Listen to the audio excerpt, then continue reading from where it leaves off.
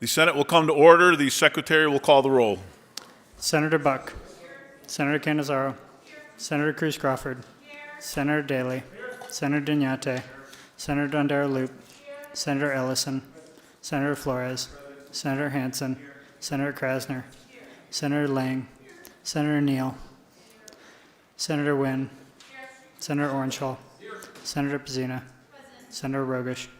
Senator Scheibel. Senator Steinbeck. Senator Stone. Senator Taylor. Senator Titus. Let the record reflect there are 21 senators present. Please rise for the prayer by Chaplain Ron McMillan with the Capitol Commission and remain standing for the Pledge of Allegiance. Good morning, friends. Let's pray. Dear Heavenly Father, it is with reverence and humility that we seek your guidance for this body as they deliberate the responsibilities entrusted to them. May you grant them wisdom, discernment, and steadfastness to govern with honor and integrity, and give them the strength they need to persevere through the long days and the tight deadlines.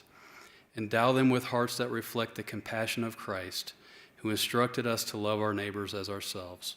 May their actions embody mercy and grace, serving all people with selfless devotion. Impart to them the spirit of humility, exemplified by Jesus, who washed his disciples' feet, teaching that leadership lies in service. May they lead not for personal gain, but for the betterment of those they represent. Guide their deliberations this day. May your word be a lamp for their feet and a light to their path, and may your grace sustain their work. Your will be done on earth as it is in heaven. In the name of Christ Jesus, my Lord and Savior, I pray. Amen. I pledge allegiance to the flag of the United States of America and to the republic for which it stands, one nation, under God, indivisible, with liberty and justice for all.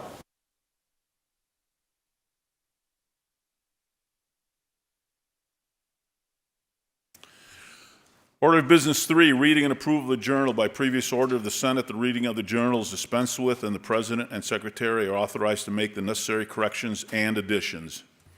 Order of Business 4, reports of committees. Mr. President, your Committee on Commerce and Labor, to which was referred Senate Bill number 353, has had the same matter consideration and begs leave to report the same back with the recommendation. Amend and do pass as amended. Signed, Senator Julie Pizzina, Chair. Mr. President, your Committee on Government Affairs, to which was referred Senate Bill number 78, has had the same under consideration, begs leave to report the same back with the recommendation. Amend and do pass as amended. Signed, Senator Edgar Flores, Chair. End of reports. Senator Flores. Thank you, Mr. President. I withdraw amendment number 528 to Senate Bill 78 that was just reported out of committee. Thank you. Order of Business 6, messages from the Assembly. Assembly Chamber, Carson City, April 16th, 2025. To the Honorable Senate, I have the honor to inform your honorable body that the Assembly on the state passed Assembly Bills numbers 46, 90, 236, 237, 262, 342, 347, 477, 484, 506, 507, 511, and 518. Signed, Jason Hadaway, Assistant Chief Clerk of the Assembly. Assembly Chamber, Carson City, April 16, 2025. The Honorable Senate, I have the honor to inform your honorable body that the Assembly on this day passed as amended Assembly Bills numbers 86, 96, 232, 249, 325, 354, and 355. Signed, Jason Hadaway, Assistant Chief Clerk of the Assembly. Assembly Chamber, Carson City, April 16, 2025. To the Honorable Senate, I have the honor to inform your honorable body that the Assembly on this day passed as amended Assembly Joint Resolution numbers 8 and 14. Signed, Jason Hadaway, Assistant Chief Clerk of the Assembly. End of messages. Order of Business 9, motions, resolutions, and notices. Senator Cannizzaro. Thank you, Mr. President. I would move to take Senate Bill 24 from its place on general file and place it on the Secretary's desk. You've heard the motion. All those in favor signify by saying aye. Aye. Opposed, nay. Motion carries. Senator Cannizzaro. Thank you, Mr. President. I would move to take Senate Joint Resolution number 9 from its place on the resolution file and place it on the resolution file for the next legislative day. You've heard the motion. All those in favor signify by saying aye. Aye. Opposed, nay. Motion carries.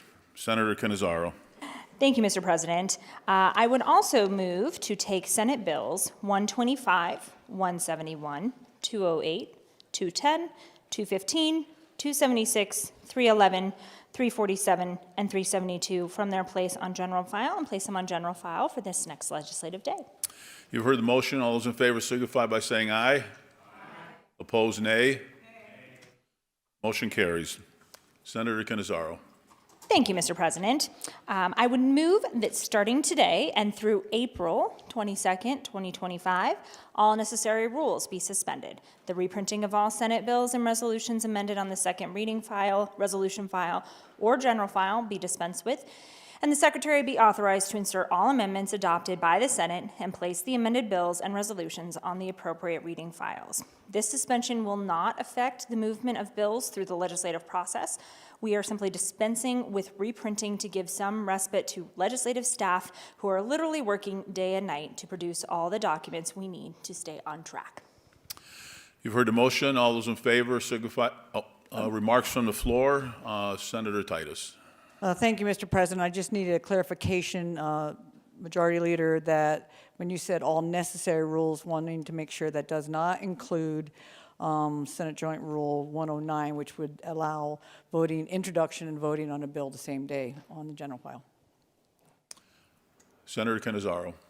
Thank you, Mr. President. As I noted yesterday by giving notice pursuant to Senate Rule number 91 that we would be seeking to suspend necessary rules. Those rules deal simply with the reprinting of bills once they have been amended on the resolution file or general file. And again, that is just to alleviate some of the ongoing work from staff to have to reprint and reproduce all of those documents. I would also note that these rules is typical for us to suspend at this point in time during session as we approach a deadline day on the floor of the Senate. And this motion does not include any waiver of a constitutional requirement for a 3-day reading. You've heard the motion. All those in favor signify by saying aye. Aye. Opposed, nay. Motion carries.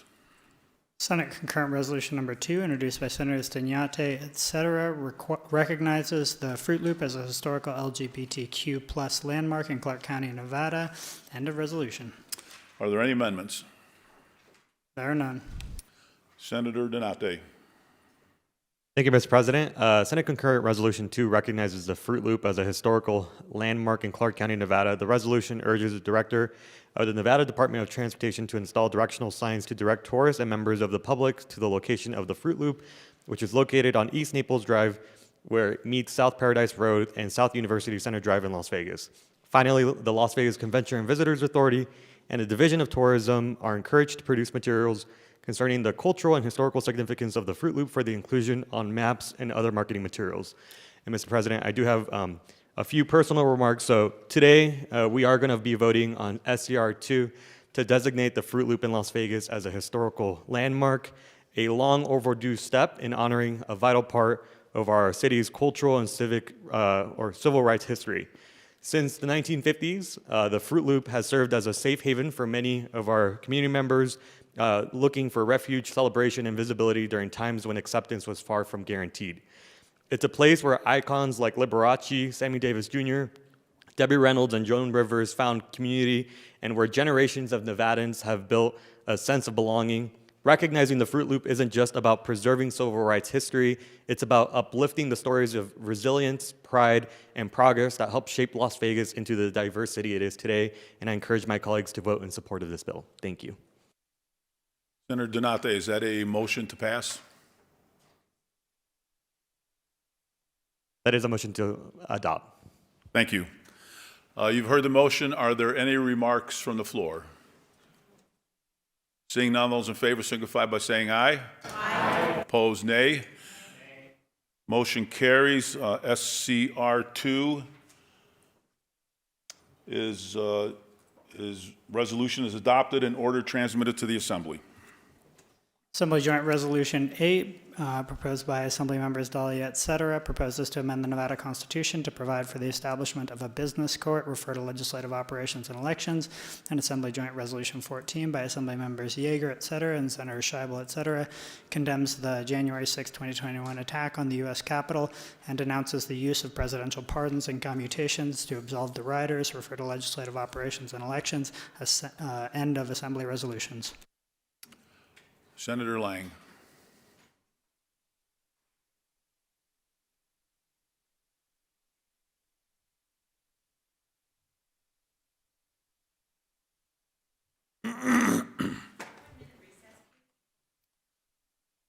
We are in recess.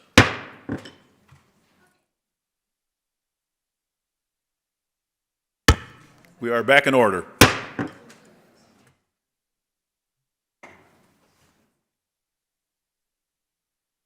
Thank you, Mr. President. I lost my place.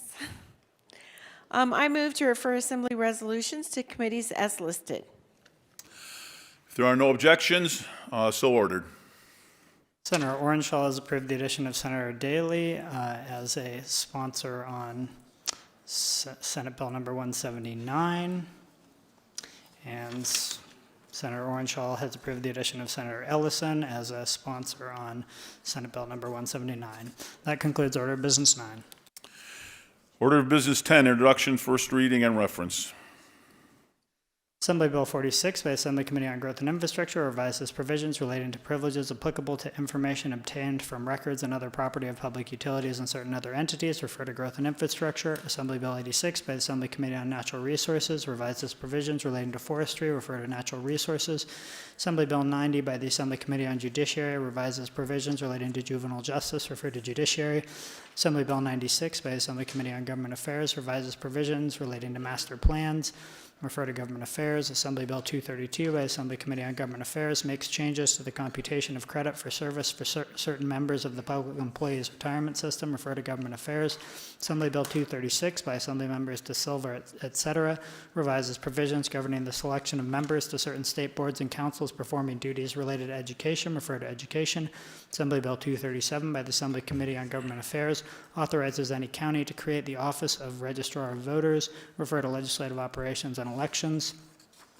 Assembly Bill 249 by the Assembly Committee on Ways and Means revises provisions relating to fiscal notes, refer to Legislative Operations and Elections. Assembly Bill 262 by the Assembly Committee on Legislative Operations and Elections revises provisions relating to elections, refer to Legislative Operations and Elections.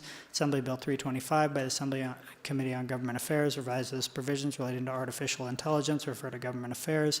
Assembly Bill 342 by the Assembly Committee on Health and Human Services designates the month of March as Women's Veterans History Month, refer to Government Affairs. Assembly Bill 347 by the Assembly Committee on Ways and Means revises provisions relating to state financial administration, refer to Government Affairs. Assembly Bill 354 by the Assembly Committee on Government Affairs revises provisions relating to the Nevada State Board on Geographic Names, refer to Natural Resources. Assembly Bill 355 by the Assembly Committee on Ways and Means revises provisions relating to education, refer to Finance. Assembly Bill 477 by the Assembly Committee on Legislative Operations and Elections revises provisions relating to the counting and of incarcerated persons for purposes of the apportionment of the population for certain election districts, refer to Legislative Operations and Elections. Assembly Bill 484 by the Assembly Committee on Health and Human Services revises provisions relating to the collection of data concerning providers of health care, refer to Health and Human Services. Assembly Bill 506 by the Assembly Committee on Ways and Means revises provisions relating to governmental administration, refer to Legislative Operations and Elections. Assembly Bill 507 by the Assembly Committee on Ways and Means revises provisions relating to state financial administration, refer to Government Affairs. Assembly Bill 511 by the Assembly Committee on Commerce and Labor revises provisions relating to insurance, refer to Commerce and Labor. Assembly Bill 518 by the Assembly Committee on Health and Human Services revises provisions relating to the interstate placement of children, refer to Judiciary. End of Assembly Bills. Senator Lang. Thank you, Mr. President. I move to refer Assembly Bill 46, 86, 90, 96, 232, 236, 237, 249, 262, 325, 342, 347, 354, 355, 477, 484, 506, 507, 511, and 18 to the committees as assigned. Thank you. Senator Lang has referred these bills to their respective committees. Are there any objections? Seeing none, so ordered. That concludes order of business 10. Order of business 13, general file. Senate Bill 16, introduced by the Senate Committee on Commerce and Labor, revises provisions relating to contractors. The people of the state of Nevada represented in Senate and Assembly to enact as follows, Section 1 and to Section 1. Are there any amendments? There are none. Section 4, this act becomes effective upon passage and approval. End of bill. Senator Daly. Thank you, Mr. President. Senate Bill 16 revises certain disciplinary actions the State Contractors Board may take or impose on contractors and makes it unlawful to interfere with an investigation or disciplinary proceeding of the board or any other legal action to which the board is a party. Specifically, this bill authorizes the board to refuse for up to 1 year to issue a license to a person who is not a licensee and who submits a bid on a job over $1,000. Further, SB 16 provides for graduated criminal penalties for a person who threatens, harasses, or otherwise influences an individual who has provided or may provide evidence in a board's investigation, disciplinary proceeding, or legal action. This bill provides that such conduct also constitutes cause for disciplinary action by the board. Any further remarks from the floor? Seeing none, the Secretary will open the roll.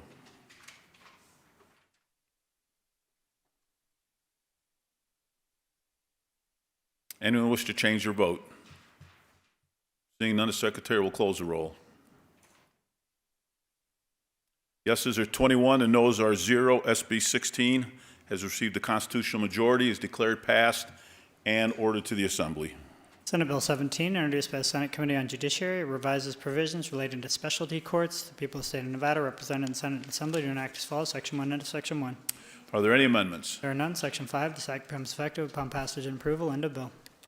Senator Lang.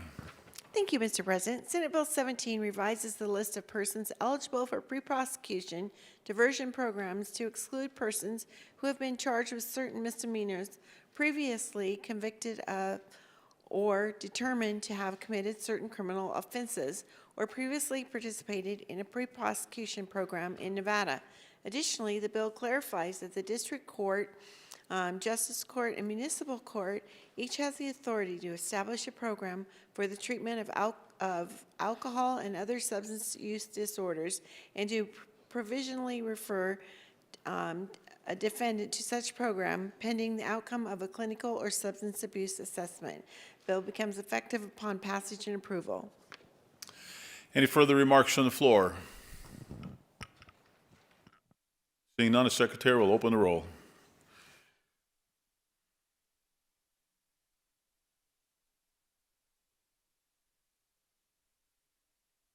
Anyone wish to change their vote?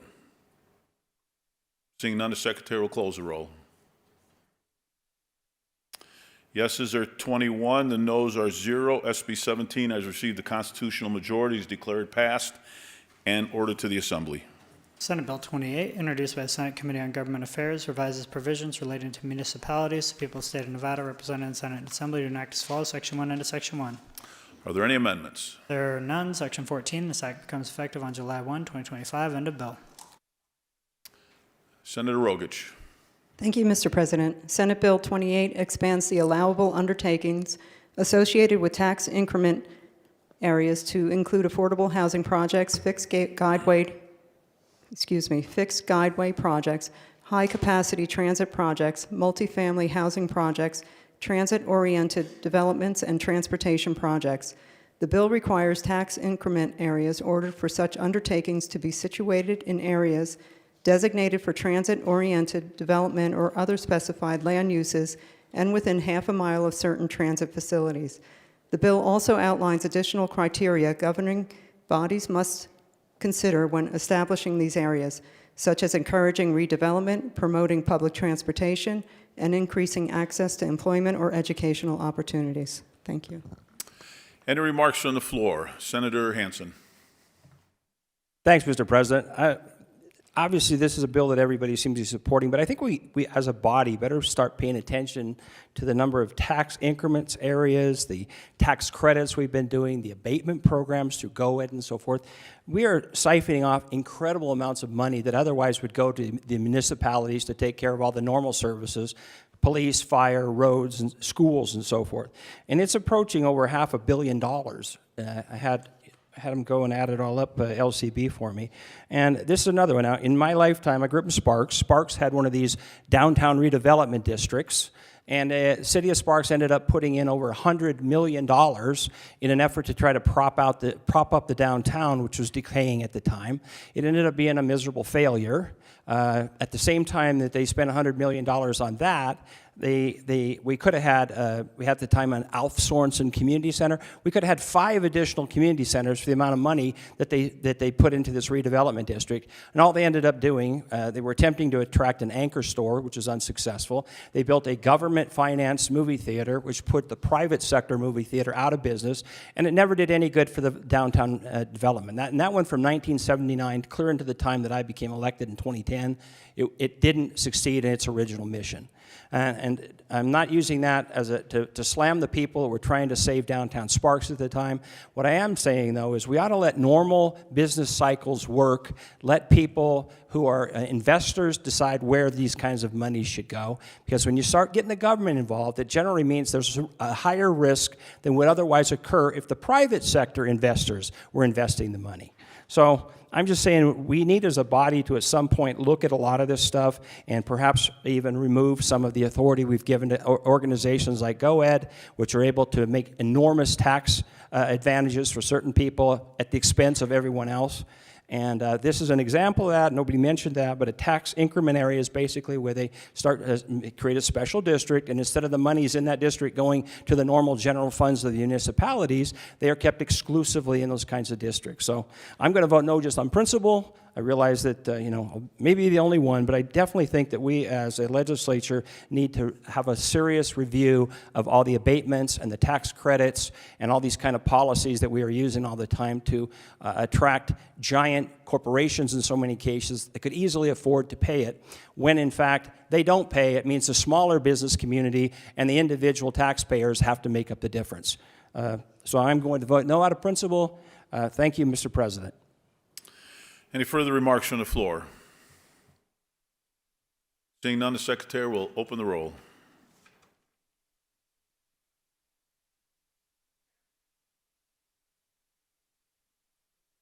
Anyone wish to change your vote?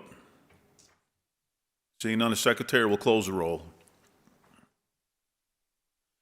Yeses are 17, the noes are 4. SB 28 has received the constitutional majority, is declared passed and ordered to the Assembly. Senate Bill 93, introduced by Senator Daley, establishes certain labor standards for the award of grants of federal money by a state agency for certain purposes. The people of the state of Nevada, represented in Senate and Assembly, do enact as follows. Section 1, end of Section 1. Are there any amendments? There are none. Section 5, end of Section 5, end of bill. Senator Daley. Thank you, Mr. President. Senate Bill 93 revises provisions relating to the development of broadband services and infrastructure. The bill sets forth certain requirements related to the awarding of grants of federal money by state agencies based on certain factors and relative weights. The bill also requires applicants, broadband service providers, and contractors in order to receive a certain weight in the application process to certify that they meet certain safety and training requirements and provide job opportunities with high-quality wages and employs a qualified local workforce, among other requirements. Thank you. Any remarks from the floor? Senator Hansen. Thank you, Mr. President. I rise in reluctant opposition to the bill. As many of you know, we had a really serious situation in my district. We had a broadband contractor who basically absconded with $9 million, and they still haven't been able to catch the guy. And I actually personally filed a criminal complaint on the matter because people that were involved with it were exceptionally frustrated. We couldn't get the Attorney General's office, we couldn't get anybody to pay attention to the fact that somebody had basically stolen $9 million. That is the genesis of this bill, and that portion of it where we're going to essentially force broadband contractors to obey state contracting law, I completely support. The real problem we have with this, though, is it's going to dramatically increase the cost to do these kind of projects. The biggest problem we have in rural Nevada is the ability to get working anybody out there. You know, like in this area, it's Lovelock. When you start thinking of towns like Wendover, Jackpot, McDermott, Oahe, even Laughlin, often those contractors come from the states bordering those areas. And when we limit this to 50% have to be Nevada residents, we eliminate a lot of potential contractors who could come from those bordering states into Nevada. Now, if they do come into Nevada, I do want them to obey all the normal contracting laws and so forth. And for those broadband contractors, there is a weird carve-out, and I'm fully supportive of that aspect of the bill. But the parts of it where we're going to force contractors to only be able to use half Nevada labor, while I like the concept, it's going to limit the pool of people so much that in my rural districts, the ability to actually have contractors bid the jobs and show up to do the jobs is going to be greatly limited. And instead of actually helping Nevada workers, we really just hurt the Nevada consumer, the rural people in particular, who would have an opportunity to have broadband services where they don't have it. This whole federal program is honestly been an incredible boondoggle in so many ways, and there's virtually no broadband in rural Nevada, even though this thing has been a federal law for 6 or 7 years now. And because of the person that stole the money, essentially, in Pershing County, it's been further postponed because of lack of proper oversight by the Attorney General's office, in my opinion. I read the contracts. They were drafted by the Deputy Attorney General. They let this contractor get away with no performance bonds, no payment bonds, no prevailing wage reports, not even a requirement that they inspect the work before they pay him the money. So this guy got paid $9 million, and they can't find him to this day. So that part of the law I agree with, but when you start adding in all these additional provisions that handicap potential contractors from even bidding a project, we ultimately hurt the consumer, we hurt the taxpayer, and we end up delaying indefinitely these kind of projects. So I would urge a no vote on this at this point, and then hopefully we can revisit the contracting side of it, which would legitimately be something we should insist all broadband contractors obey. Thank you, Mr. President. Any further remarks from the floor? Seeing none, the Secretary will open the roll.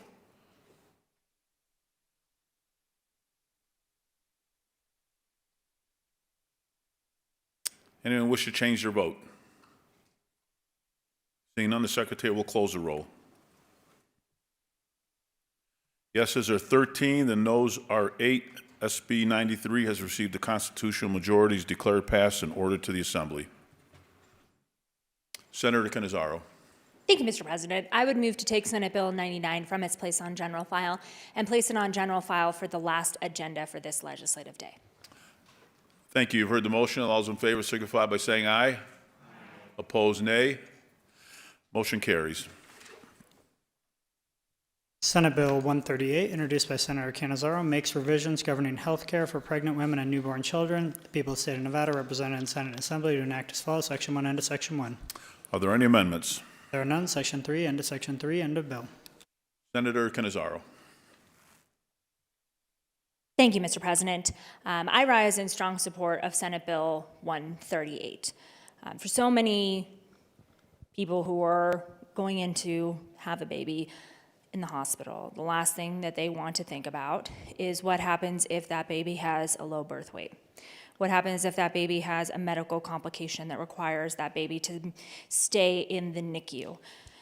The first thing on parents' minds should be, and they want to be, the health of that baby, making sure that at some point they get to leave that hospital with a healthy baby. The last thing that should be on their minds, or that they want to have on their minds, is how am I going to afford all of the very intensive medical treatment that is going to save my baby's life? For a lot of people, that ends up being the stark reality when they go into a hospital to have a child. One of the very least things that we can do is to ask for hospitals, their birthing hospitals, to provide their patients with the option to sign their babies up for presumptive eligibility under Medicaid, should they be forced to have that reality become true for them. Should their baby end up in the NICU, that baby can be covered under presumptive eligibility for Medicaid, for coverage for all of those services in the NICU, and parents should not have to worry about whether or not they'll be able to afford that medical care. And that is what Senate Bill 138 does. It doesn't change the babies who would be eligible for Medicaid. It doesn't incur any costs for them. It just provides that reassurance to families that if that baby ends up in the NICU, the medical care is going to get covered. We heard during the testimony for this bill from several families, and I have to acknowledge that this bill we have been referring to as Bo's bill and now as Bo and Bennett's bill, because we heard from Bo's mom, who had to spend a significant amount of time with her baby in the NICU, worried about his health, wondering whether she was going to be able to take that baby home with her. When she left the hospital with Bo, her little miracle fighter, she then received many medical bills that took over a decade for her to finally resolve or pay off. That should not be the concern of parents who are struggling with babies in the NICU. We also heard from Bennett's family. Bennett ended up in the NICU and had many, many different procedures, things that the family was told, oh, it'll be covered under your insurance, don't worry about it. Flights out of Nevada. And when Bennett didn't make it home, what his parents were left with was a pile of insurmountable medical debt, tens and hundreds of thousands of dollars, that represented all the efforts to save Bennett's life that ultimately weren't successful. And now parents who had to deal with that. Shouldn't have happened. They should have been covered. They should have been covered under Medicaid. They should have been offered to fill out forms for presumptive eligibility so that they didn't have to face that as their reality, so they could focus on bringing their babies home or on loving the pieces of that baby's life that they did get to live for such a short period of time. Senate Bill 138 solves that. For every person who's ever had to go into a hospital, either in labor and delivery triage, in having a baby, or signing up early to have a baby, you have to fill out a lot of forms. They ask you a lot of questions, many, many, many, many, many times over.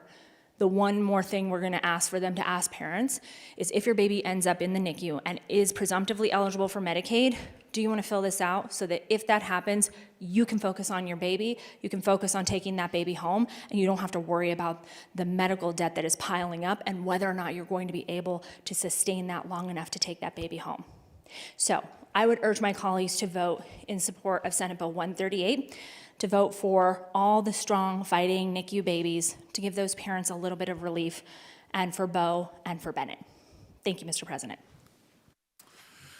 Any further remarks from the floor? Senator Titus. Thank you, Mr. President. I rise in opposition to Senate Bill 138. I respect the statements that the Majority Leader just made, and it was very heartfelt testimony during the hearing, and certainly appreciate what these families have gone through.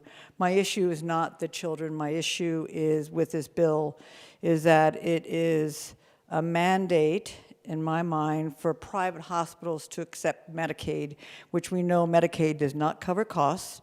And the second concern that I have that is still unclear is whether it's going to be tied to the licensure of these hospitals if they don't do this. And so with that concern, I'm going to be a no on SB 138. Thank you, Mr. President. Any further remarks? Senator Cannizzaro. Thank you, Mr. President. I want to address the minority leader's concerns with respect to Senate Bill 138, and for any of my other colleagues who might believe that we shouldn't pass something like this to help families based on the fact that hospitals don't accept Medicaid. To be very clear here, birthing hospitals in the state of Nevada all accept Medicaid. That is true. Any hospital that has NICU beds absolutely accepts Medicaid. And in fact, this body often is asked, and has been done in the past, to provide reimbursement for those NICU beds under Medicaid. So the idea that somehow we are going to impose Medicaid requirements on hospitals is absolutely belied by the fact that these hospitals are already enrolled with Medicaid, already accept Medicaid payments. Yes, this will be tied to licensure. Obviously, we give anybody time I cannot think of a single institution that this would fall under. But yes, you should have to be able to provide this information. There's a ton of information that you have to provide when you go in to have a baby. How many babies have you had? Do you want an epidural? Do you want a bottle feed? Do you want to breastfeed? Tell me about all of your vaccinations. Tell me about your entire medical history. Tell me about your family's medical history.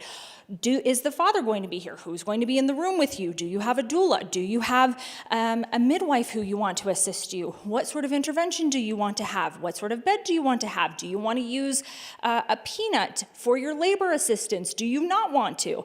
I mean, the list goes on and on and on. One more form to make sure if your baby ends up in the NICU, you don't have to worry about whether or not you're going to be able to afford the medical care to save their lives is the very least that we can be asking to do when people are going through having a child. Thank you, Mr. President. Any further remarks from the floor? Seeing none, the secretary will open the roll.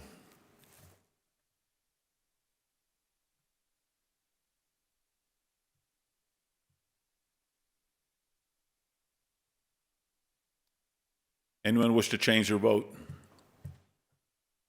Seeing none, the secretary will close the roll. Yeses are 18 and noes are 3. SB 138 has received the constitutional majority, is declared passed and ordered to the Assembly. Senate Bill 162, introduced by Senators Cruz, Crawford, Krasner, and Rogish, revises provisions relating to state financing. The people of the state of Nevada, represented in Senate and Assembly, do enact as follows. Section 1, end of Section 1. Are there any amendments? There are none. End of bill.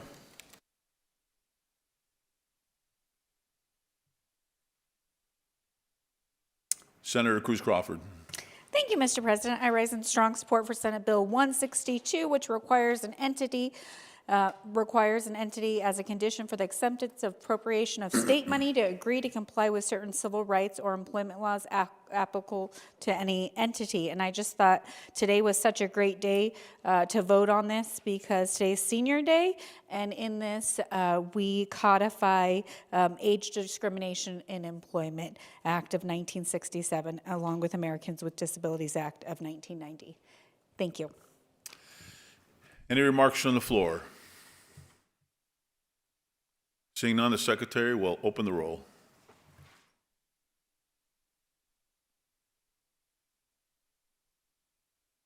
Anyone wish to change their vote? Seeing none, the secretary will close the roll. Yeses are 21, the noes are 0. SB 162 has received the constitutional majority, is declared passed and ordered to the Assembly. Senate Bill 381, introduced by Senators Orenshaw and Stone, revises provisions relating to governmental administration. The people of the state of Nevada, represented in Senate and Assembly, do enact as follows. Section 1, end of Section 1. Are there any amendments? There are none. Section 27, end of Section 27, end of bill. Senator Orenshaw. Thank you very much, Mr. President. Senate Bill 381 makes various changes to the powers and duties of sheriffs, constables, and certain individuals under their direction or supervision. Specifically, Senate Bill 381 authorizes sheriffs and constables to appoint civil enforcement officers to perform specific duties related to certain notices and writs. It clarifies that individuals working under the supervision of a constable do not have peace officer powers, requires sheriffs and constables to publicly demand the delivery of property concealed in a building or enclosure after receiving a writ or order for its seizure, eliminates the requirement for constables in townships of 15,000 people or more or containing a city of the same size to become certified as peace officers within a year of taking office, but requires candidates for constable in townships of 100,000 or more in a county of the same size to be certified as peace officers before filing for election for that office, requires constables and deputy constables to maintain peace officer certification, and for those who are authorized to carry firearms to complete ongoing firearms safety training, restricts constables from executing certain court orders in criminal cases unless properly delivered, grants constables the same authority as sheriffs in certain civil matters, including the service and enforcement of writs and judgment. The bill also permits for the electronic sale of real property under execution and allows sheriffs and constables to contract with online auction operators to conduct such sales. Lastly, the bill shifts the responsibility for dispersing unlawful assemblies from constables to police chiefs or their peace officers and repeals the authority of magistrates to deputize individuals as constables under certain circumstances. Are there any remarks from the floor? Seeing none, the secretary will open the roll.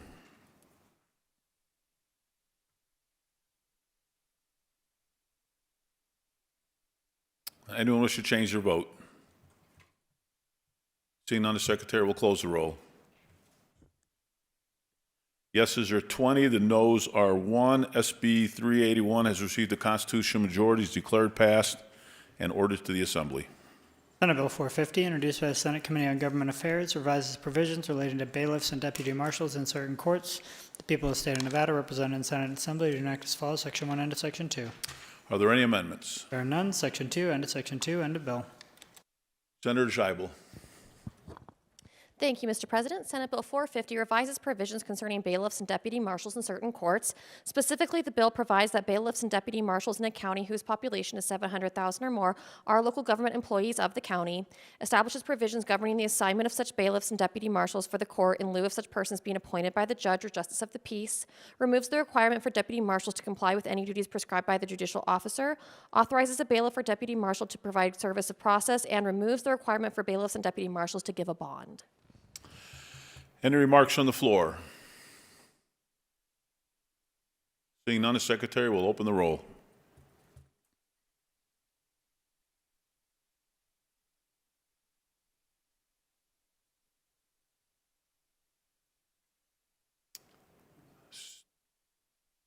Senator Dondero Loop.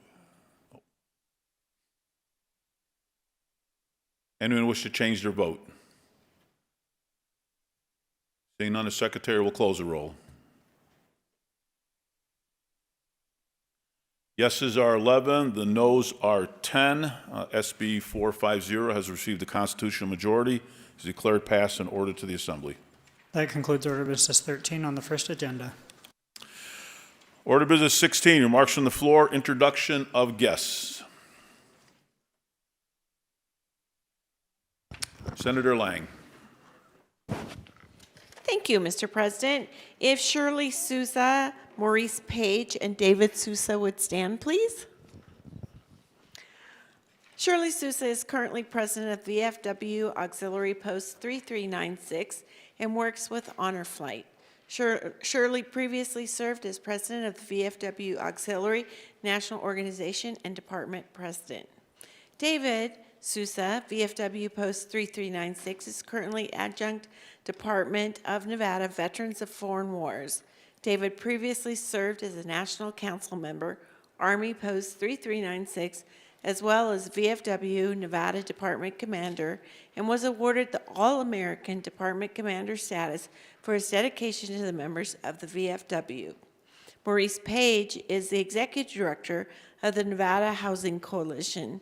He has 20 years of experience with dedicating 14 years to transformative work in both the housing and homeless sectors. As affordable housing is becoming more and more a serious concern for both seniors and veterans, the VFW, Auxiliary, and Nevada Housing Coalition are hopeful these concerns will be heard by senators.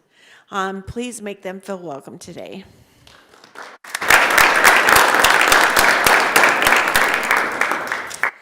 Senator Titus.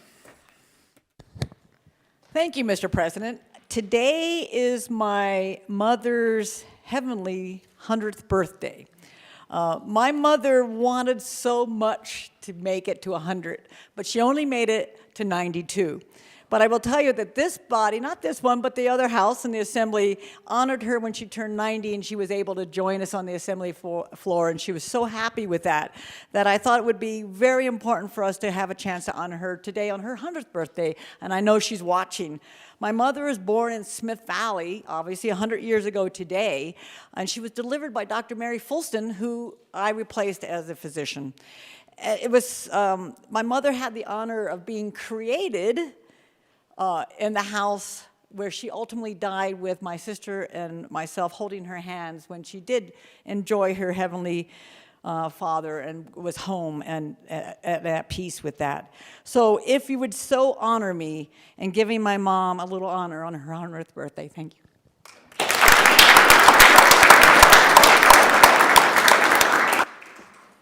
Senator Dondero Loop. Thank you very much, Mr. President. So I believe up in the gallery somewhere, we have Cheryl Harvey and her two grandsons, Landon and Micah.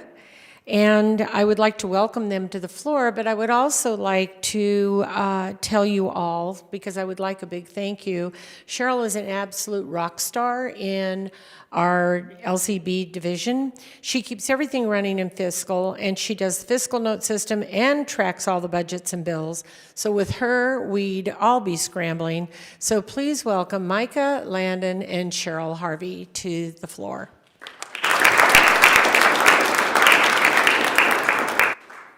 Senator Wynn. Thank you, Mr. President. If I can have the following people stand up that are here to welcome the Nevada Consular Corps to the legislature. I think on the floor today we have, sitting with different members, we have Ezekiel Martin, Sue Loudon, Joe Campos, Jay Vickers, and Jerome Snyder. So if you are here on the floor today, or you are here as a part of this group up in the gallery, I'd ask you to stand. Today, I'm proud to welcome these members. The consul and the honorary consuls are officially appointed by a foreign nation and recognized by the U.S. Department of State. They render assistance and protection to the nationals of the countries they represent and serve as spokespersons for that government. Currently, the Nevada Consular Corps members represent 29 countries located in all regions of the world, including Asia, Africa, Europe, and the Middle East, and the Americas. They are an integral part of helping foster diplomacy and strong cooperative relationships between Nevada and the rest of the world. Please join me in welcoming them all to the Senate today.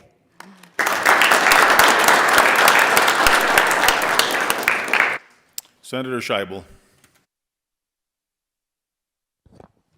Thank you, Mr. President. I also want to recognize someone who's not with us, my dad. I'm sorry, I'm trying to keep this short so I can get through it.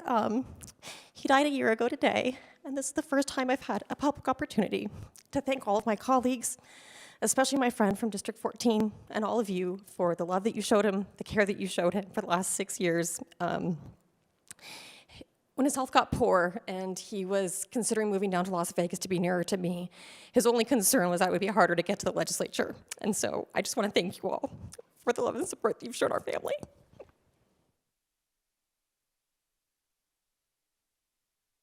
Senator Hansen. Thanks, Mr. President. Well, first of all, I didn't realize you were going to do that, but I loved your dad. He actually stood right up there one time, and he loved me on my radio show. And I told him he's got to convince his daughter to be a little more like Ira, and so hasn't worked out quite as well as we thought, but her dad was an amazing guy. It was really an honor to get to meet him. Thank you for inviting me to his passing, his funeral. That was great as well. But I also have a very special guest that we just introduced, but she's also, Sue, go ahead and stand up. Sue Loudon served in this body in 1993 and 1995, so it was kind of a unofficial alumni day. Would you please join me in thanking Sue for her service to the state of Nevada?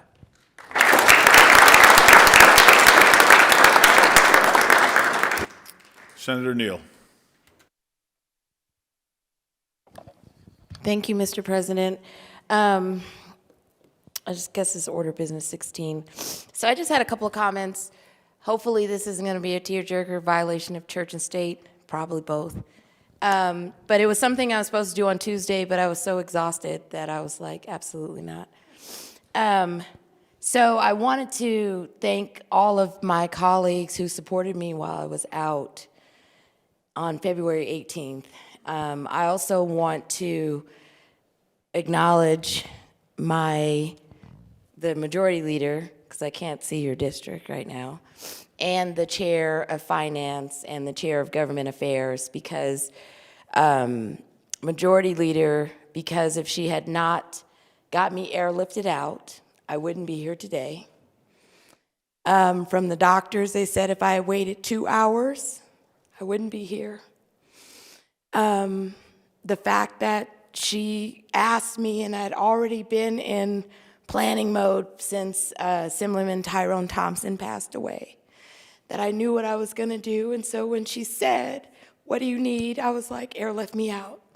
because I knew that nothing, no shame on Carson Tahoe, that they weren't going to be able to take care of it. And my family wouldn't tell me what was wrong. And I text them and I was like, this is what's going on. And because of the action of Majority Leader, there were 8 surgeons waiting for me. The chair of government affairs sped from Carson City to Reno to be there. And he, from what I hear, was my cheerleader, was telling the other people, just watch.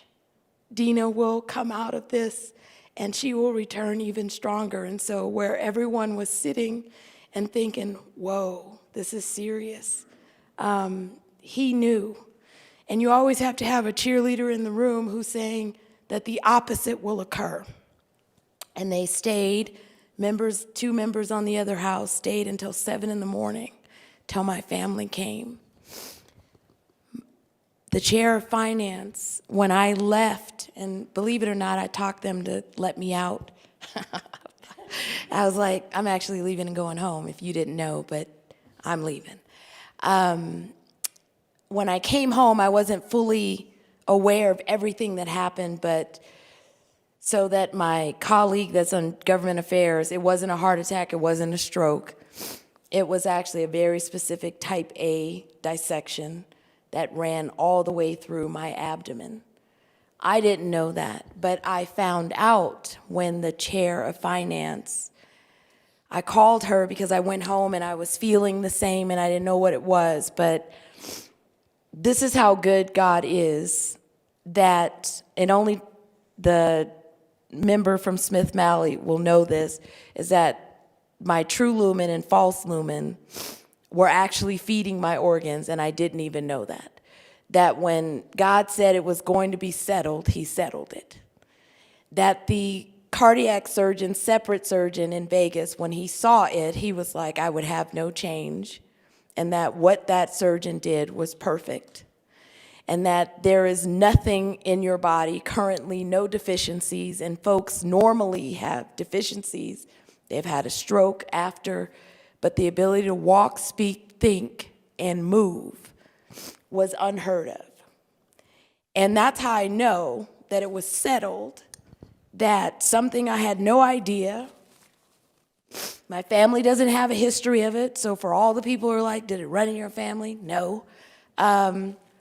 There's no idea that that was even going to occur, but I know that God had already decided he was going to save me, because I'm not actually supposed to be standing here, and I'm not supposed to be talking, voting, cutting up with lobbyists.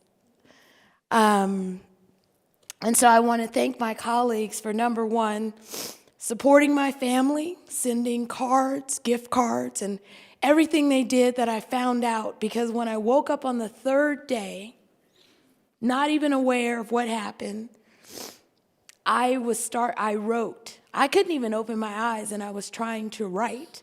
I wrote. I have 30 pages. My family is just like, you're going to read this one day and shame you. But when I woke up, the first group of people that I wanted to contact was Nancy Johnson of Windsor Park, because I believe spiritually that that was undone work that needed to happen. And I told my daughter, I said, call Nancy and tell her what happened and tell her it's going to be okay, because I'm still here. And literally, it surprised me and my family. I was literally vented and this was happening. And they were like, what are you doing?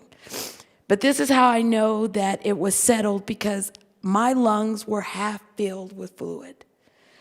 And 30 days later, absolutely nothing is in my lungs, nothing.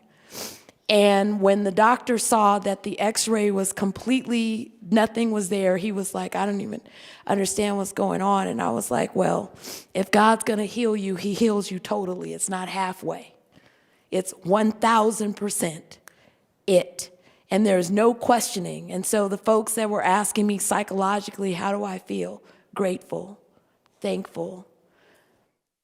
Whatever the reason is, I'm here to continue whatever work he has designed or set out for me to do. And so for all of the people who told me they prayed for me for a solid 2 months, such as Senator Dennis, who almost had me break out in tears in the caucus room for food. You just don't know and understand how much it meant to my family to have folks tell them that they were praying and believing in an outcome that could not be seen while I was out of it for 3 days.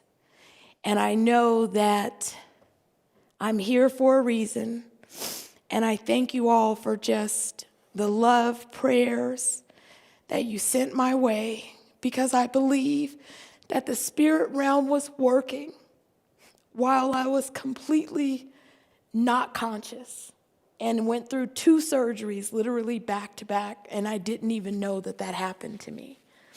But on the 3rd day, before Good Friday, and before we go into Resurrection Sunday, I know I wanted to bring this up here because the actions and the ordered steps of my colleagues saved my life. And this majority leader saved my life when she said, "What do you need?" And it had always been in my plan, I'm got to get out of here if something ever happens to me.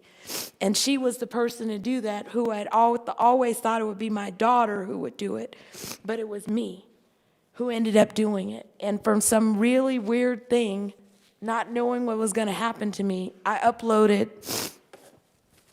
all of my passwords to my daughter, and I didn't even know I did it before I even got into the helicopter.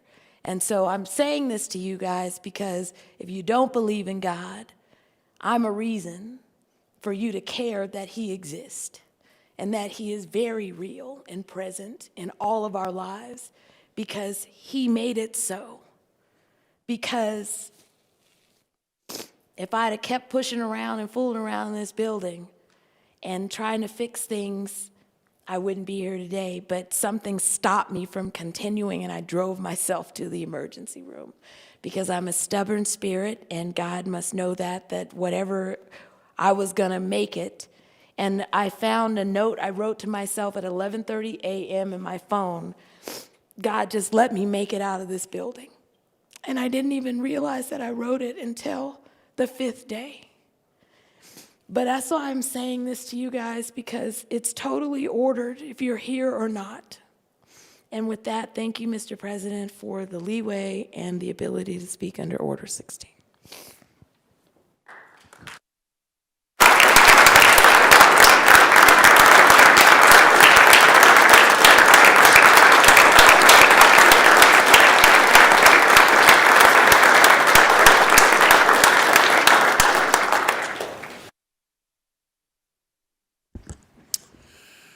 Any further remarks? Seeing none, we will go to the second agenda of the day, Order Business 4, Reports of Committees. Mr. President, your Committee on Government Affairs, to which were referred Senate Bills numbers 25, 48, 155, 179, 287, 325, 373, 443, and 447, has had the same under consideration and begs leave to report the same back with the recommendation amend and do pass as amended. Signed, Senator Agri Flores, Chair. Mr. President, your Committee on Legislative Operations and Elections, to which was referred Senate Joint Resolution Number 10, has had the same under consideration and begs leave to report the same back with the recommendation amend and do pass as amended. Signed, Senator James Orenshaw, Chair. Mr. President, your Committee on Natural Resources, to which were referred Senate Bills numbers 235 and 324, has had the same under consideration and begs leave to report the same back with the recommendation amend and do pass as amended. Signed, Senator Shelley Cruz Crawford, Chair. End of reports. Order Business 8, Waivers and Exemptions. We have no waivers or exemptions at this time. Order Business 12, second reading. Senate Bill 78, introduced by the Senate Committee on Revenue and Economic Development, revises provisions relating to boards, commissions, councils, and similar bodies. The people of the state of Nevada represented in Senate Assembly to enact as follows, Section 1 into Section 1. Are there any amendments? The amendment to this bill was withdrawn by the chair. SB 78 is ordered to the general file. Senate Bill 353, introduced by Senators Dondero, Loop, etc., revises provisions relating to Medicaid. The people of the state of Nevada represented by Senate Assembly to enact as follows, Section 1 into Section 1. Are there any amendments? I have amendment number 116, proposed by the Senate Committee on Commerce and Labor. Senator Pizzina. Thank you, Mr. President. I move to dispense with the reading of the amendment. If there are no objections, so ordered. Senator Pazina. Thank you, Mr. President. I move to adopt Amendment Number 116 to Senate Bill 353. You've heard the motion. Senator Pazina. Thank you, Mr. President. Amendment 116 clarifies the term clinic and mental health behavioral professional, revises the per diem rates, and defines the term trainee, among other amendments. Any remarks on the amendment? Seeing none, all those in favor signify by saying aye. Aye. Opposed, nay. Motion carries. SB 353 is ordered reprinted, engrossed, and to the general file. That concludes Order Business 12 on the second agenda. Order of Business 16, remarks from the floor, introduction of guests. Senator Dondero-Lupe. Thank you very much, Mr. President. I would like to move Senate Bills number 78 and 353. I would like them to be re-referred to the Committee on Finance upon return from reprint, as they have been determined to have a fiscal impact. Thank you. We're back on Order of Business 12, second reading. You've heard the motion. All those in favor signify by saying aye. Aye. Opposed, nay. Motion carries. We are now back on Order of Business 16, remarks from the floor, introduction of guests. Senator Cannizzaro. Thank you, Mr. President. I don't think you ever want to be the kind of person that has to follow up the senator from Senate District 4, but I can say without a doubt that we are all incredibly grateful that you are here. And I am, for one, not surprised at all when I was told a couple days afterwards that she was writing fierce notes trying to fix bills in this building, and I look forward to seeing all of the very good work that you are going to continue to do this legislative session. And I know we've got lots of guests, so I want to thank you all for being here and being able to watch a little bit of the business we do in the Senate. We have more business to come back for this afternoon. We do have an address from Senator Jackie Rosen in the Assembly, but before we get to that, we are going to come to this floor and do a bit more business. So, Mr. President, I would move that the Senate stand in recess until the hour of 4:15 p.m. This afternoon. Thank you. The Senate is in recess.